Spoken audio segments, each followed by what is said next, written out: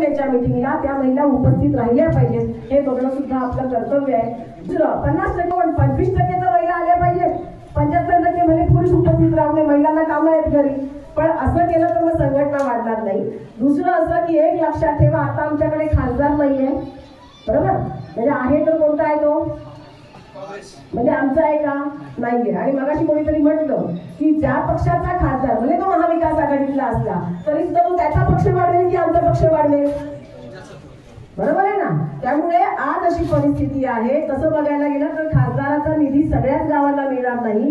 आमदार तर आमच्याकडे नाहीच आहे. आमच्याकडे आता आणि पंचायत समिती, जर आम्ही ते उमेदवार निवडून आणू शकलो तर या 5 वर्षाच्या संघर्षाच्या काळात आम्ही शिवसेनेसह आमचा कार्यकर्ता जिवंत ठेवू शकतो. आणि ते ठेवायचं असेल तर मनभेद सगळे गाडून टाका. साहेबांनी जो शब्द वापरला की तुमचे उमेदवार ठरवायचे अधिकार पहिले तुम्हाला आहे, ते आमच्याकडे वरच्या लेवलला देऊच नका.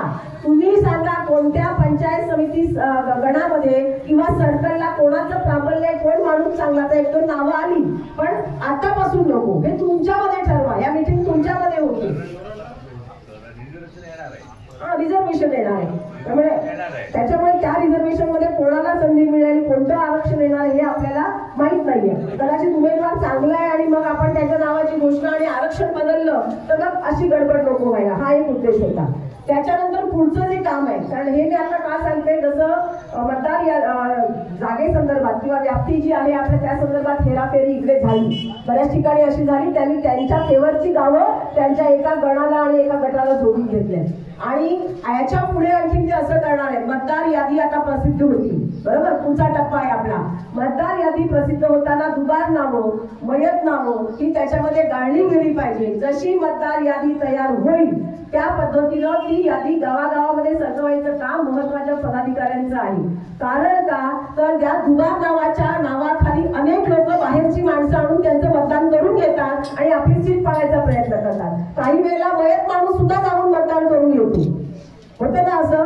म्हणजे तो माणूस नाही आहे पण मतदान होतं आणि मग सहज हा तर माणूसच मेलेला आहे, हा कसा काय मतदानाला गेला, उलटलेला असतो आणि आपली सीट जाते. हे का तर आमचं लक्ष नाही. म्हणून तुम्हाला विनंती आहे की आता मतदार यादी ज्या वेळेला येईल त्यावेळेला त्या मतदार यादीचं जे निरीक्षण आहे ते त्या ठिकाणी ग्रामपंचायत सदस्य आहेत त्यांनी सुद्धा बघा. कारण तुम्हाला माहिती तुमच्या गावातले मतदार